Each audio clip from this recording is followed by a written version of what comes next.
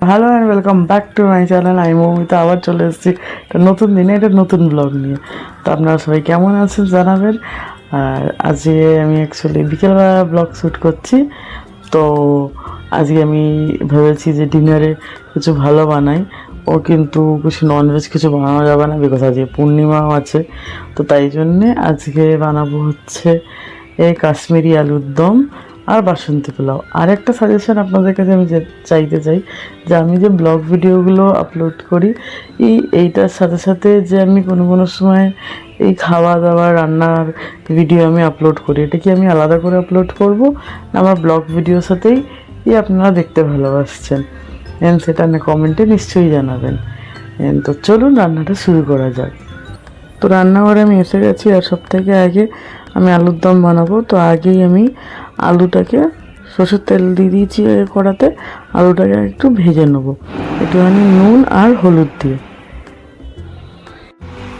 আর তারই পাশাপাশি বাসন্তী পোলাও বানাবো বলে গোবিন্দভোগ চালটাকে ধুয়ে ওটার মধ্যে ঘি, আদা আর একটু হলুদ আর গোটা গরম মশলা দিয়ে ওটাকে ভালো করে হাত দিয়ে মিক্স করে রেখে দিয়েছি। ওই পাশে যে কড়াটা দেখছেন ওটাতে ঢাকা দিয়ে আমি রেখে দিয়েছি। আর এখানে হচ্ছে তেলের উপরে আলুটা ভেজে নেওয়ার পর তারপর তেলের উপরে দিয়েছি গোটা গরম মশলা, 1 চা চামচ মৌরি আর কাশ্মীরি লঙ্কাকে ছিঁড়ে দিয়েছি। শুকনো কাশ্মীরি লঙ্কা ছিঁড়ে দিয়েছি, আপনাদের কাছে না থাকলে আপনারা শুকনো লঙ্কাও দিতে পারেন। তারপর যে পেঁয়াজ আর টমাটোর আর আদা রসুনের পেস্টটা একসাথে দিয়ে আমি ওটাকে ভালো করে কষিয়ে নিচ্ছি। কষাতে করে যখন একটু তেল বেরিয়ে এসছে তারপরে ওর মধ্যে কাশ্মীরি লঙ্কার গুঁড়ো দিয়েছি হচ্ছে ধনের গুঁড়ো আর লাল লঙ্কার গুঁড়ো আর হলুদ একদম একটুখানি, না দেওয়ার মতন। আর তারপরে এটাকে ভালো করে কষিয়ে নেবো। সব কিছু এত ভালো করে কষিয়ে নিতে হবে যে অলরেডি আমরা দেখবো পাশ থেকে হালকা হালকা তেল বেরিয়ে আসছে। আমি তো অনেক ফাস্ট ফরওয়ার্ড করে দিয়েছি, কিন্তু একটু ভালো সময় নিয়ে ওটাকে কষাতে হবে। তারপরে দিয়ে দিয়েছি হচ্ছে পোস্ত আর কাজু বাটার পেস্ট। পোস্ত আর কাজুর পেস্টটা দিয়ে আবার ওটাকে একটুখানি কষিয়েছি। কষানোর পর ওর মধ্যে দিয়ে দিচ্ছি মটরশুঁটি। আর এই যে আপনারা দেখলেন আমি একটু হানি দিয়েছি। আমরা চিনি দেবো না বলে আমি ওটাতে অল্প করে একটু হানি দিয়েছি, 2 ড্রপ হানি, ওর থেকে বেশি না, জাস্ট শুধু ব্যালেন্স করার জন্য টেস্টগুলো।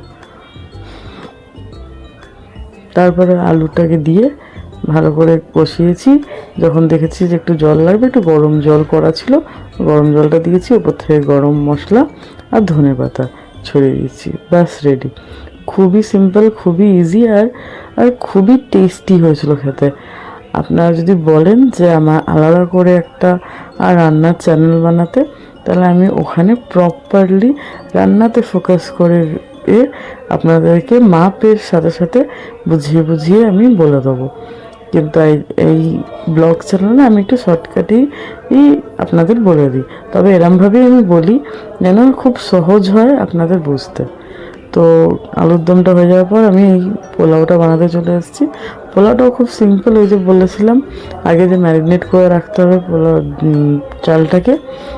আদা, ঘি, হলুদ গুঁড়ো আর গোটা গরম মশলা, তেজপাতা দিয়ে তারপরে ঘিয়ের উপরে কাজু কিশমিশটাকে আমি ভেজে নিয়েছি। তারপরে ম্যারিনেট করে চালটাকে দিয়ে অনেকক্ষণ ধরে ওটাকে ভেজেছি যতক্ষণ একটা গ্লেজ চলে আসে চালে। তারপরে ওতে জল দিয়ে ঢাকা দিয়ে রেখেছিলাম। জলটা অ্যাকচুয়ালি দিতে হবে হচ্ছে 1 কাপ চালে 2 কাপ জল। তাই দেখুন কাশ্মীরি আলুর দমটা কি সুন্দর হয়েছে, আর ভাতটা একদম ঝরঝরে হয়েছিল। আর আমি পরে চিনি লাস্টে দিয়ে আমি ঘেটেছি, বিকজ বেশি চিনি আমরা দিই না, আপনারা নিজের টেস্ট অনুযায়ী চিনি দেবেন। তো আজকের জন্য ভিডিওটা এতটাই। আবার দেখা হবে অন্য একটা দিনে অন্য একটা ভিডিও নিয়ে। Till then tata, bye by.